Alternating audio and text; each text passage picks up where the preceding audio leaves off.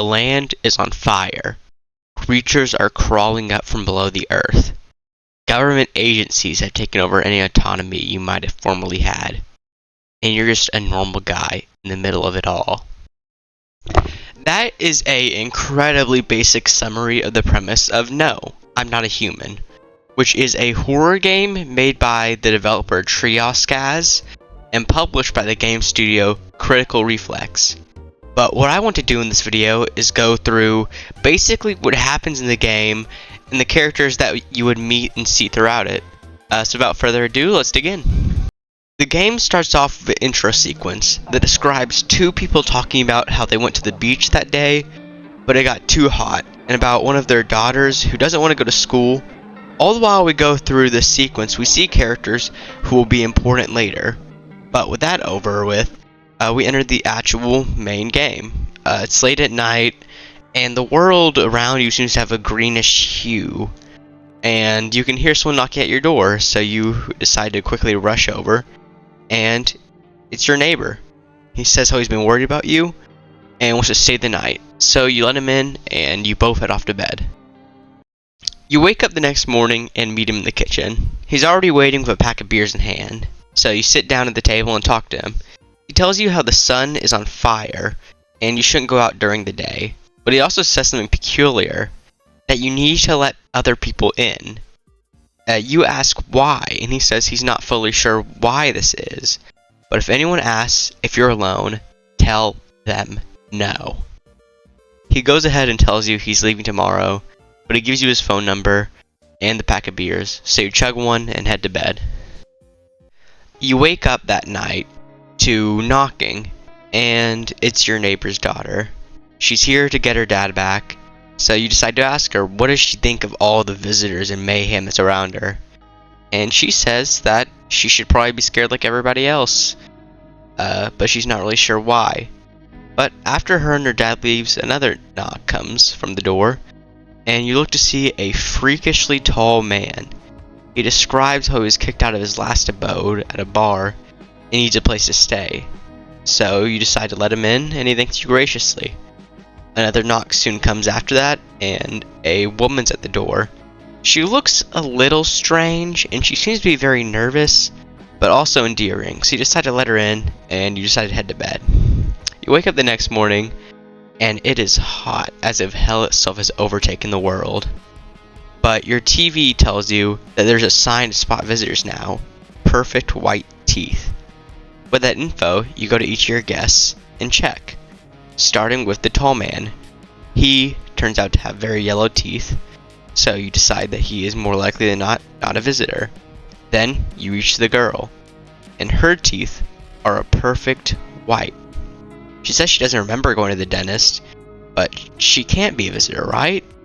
You're given the choice to let her go or shoot her. You make a decision. A guttural scream echoes as a black face flashes across your screen. One visitor down. This is your first experience with a visitor in the entirety of the game, and it shapes you for the rest of the game. You're automatically shown at this point, no one is to be trusted, because anyone that you meet could be a visitor. With that info still in your mind, you head off to sleep. And you wake up again this night to knocking at your door. Tonight, a whole new batch of characters comes in, and with them, there's more of a chance that one's a visitor. But you let a few in, and you decide to head off to bed before waking up, checking them out, and either A, shooting them if you think they're a visitor, or B, letting them live. And then you go back to bed that night. And you wake up again to that familiar knocking sound, and you walk to the door expecting the usual guests, only for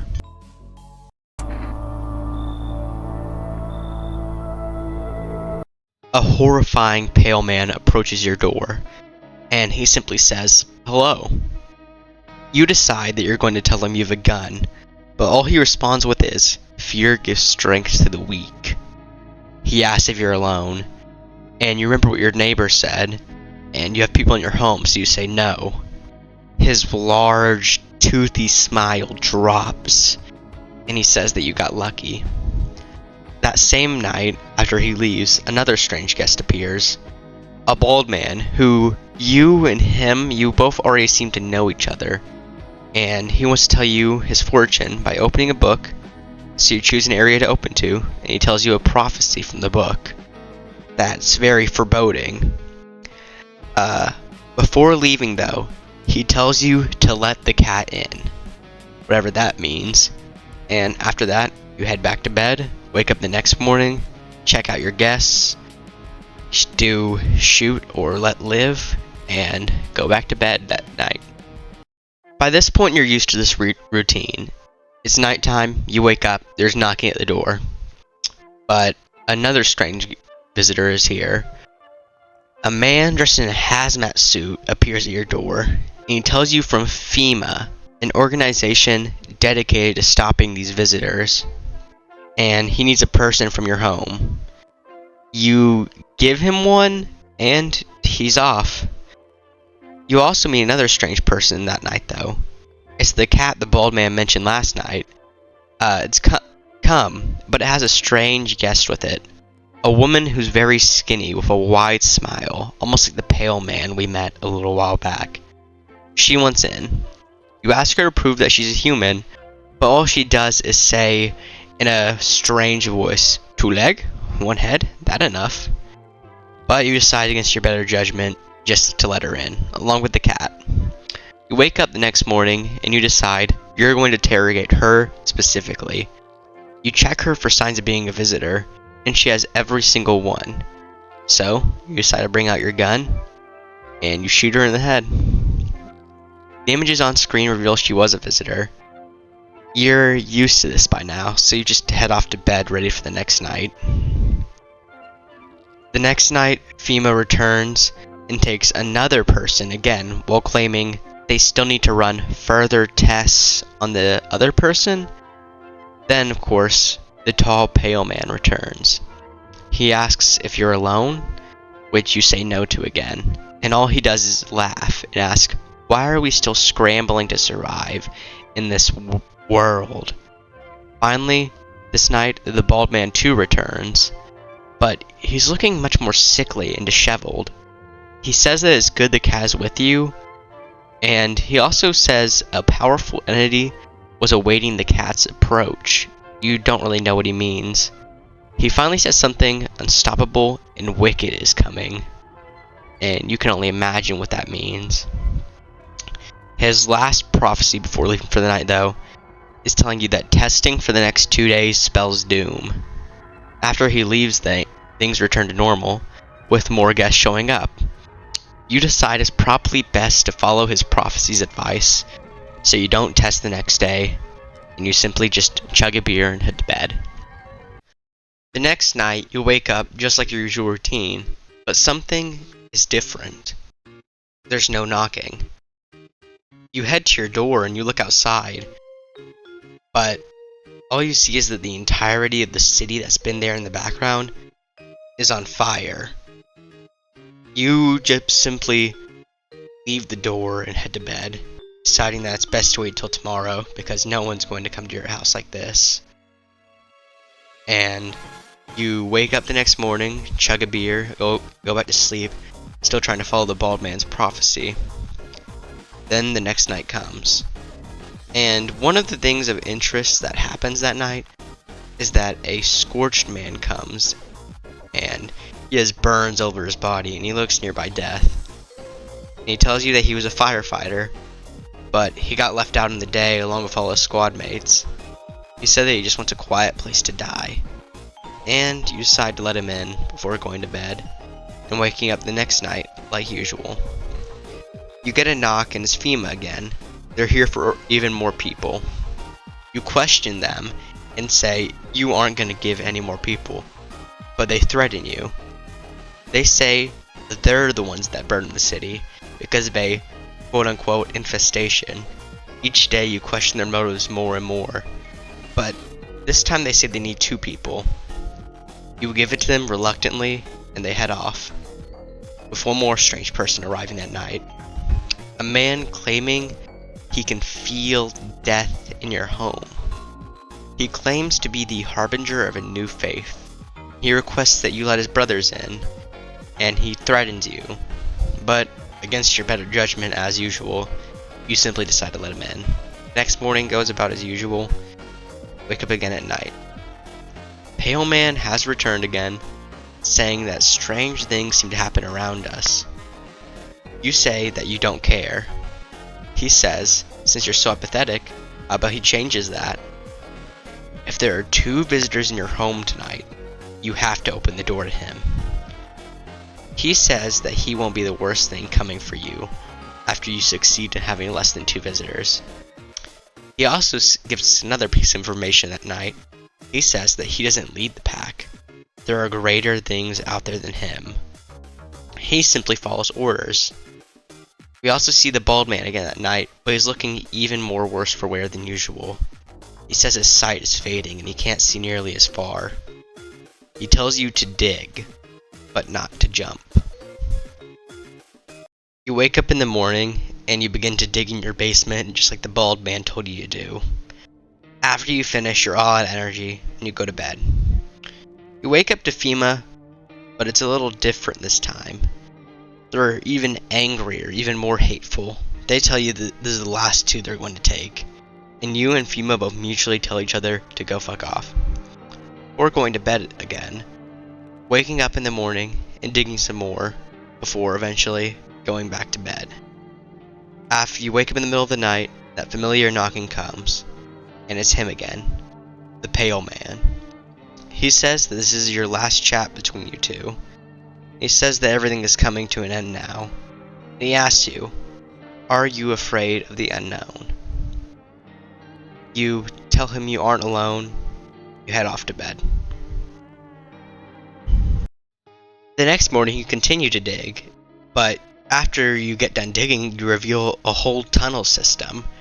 It's long, and it's caved in many parts, but you also find a miner. He says that he and some others dug to escape the heat down here, but found this tunnel system, and that there's a hole with a quiet hum that never stops. You decide to simply back up and rest, but you wake up in the middle of the night to that familiar knocking, and the bald man's back. But something's even more wrong than the previous times. He looks like a walking corpse. He says that he's forgotten your face. He says that whatever was with him has long since left him. But he tells you the one word that he does remember. Jump. He asks for you to choose a page from the book like you first did to read his fortune, because maybe it will help. You do as he says, and he simply says goodbye and leaves you for the final time. You wake up the next morning. You run down to the basement. You enter the tunnel, and the room that held the miner has opened up. You see the large hole. You look down it, and you.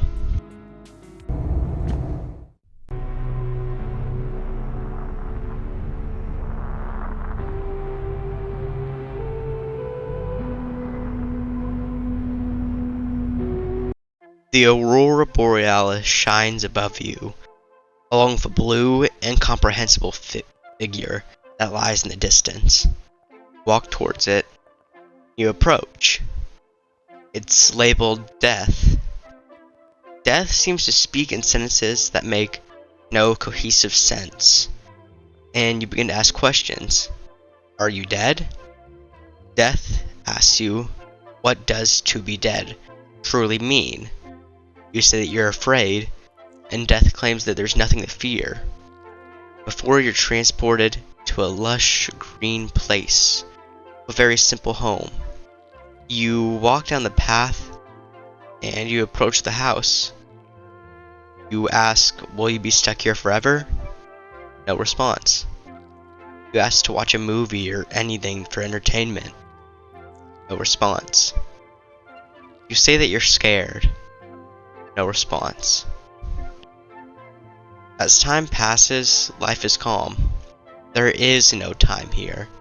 There is nothing. You feel nothing. You don't know how to leave, but you don't really want to.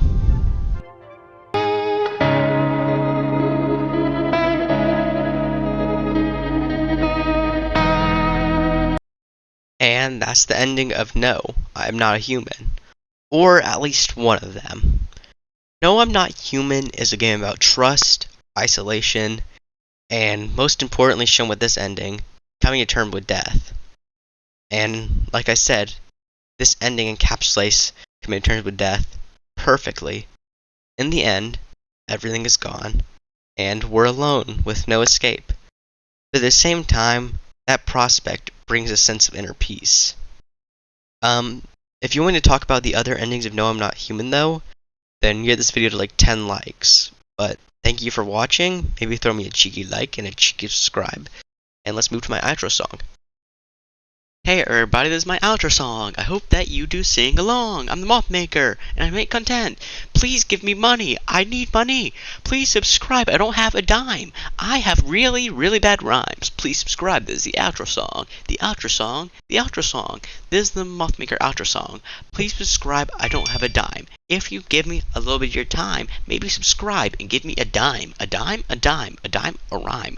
I got bars from Mars. Girls go to Jupiter to get more stupider. Boys go to Mars to get more bars. That's what I'm saying. My name's not Lars. My name is Mothmaker, and I take time to make these videos, and I spit bars, rhymes, and hymes, and lots of things. So please subscribe and have a good time. Bye.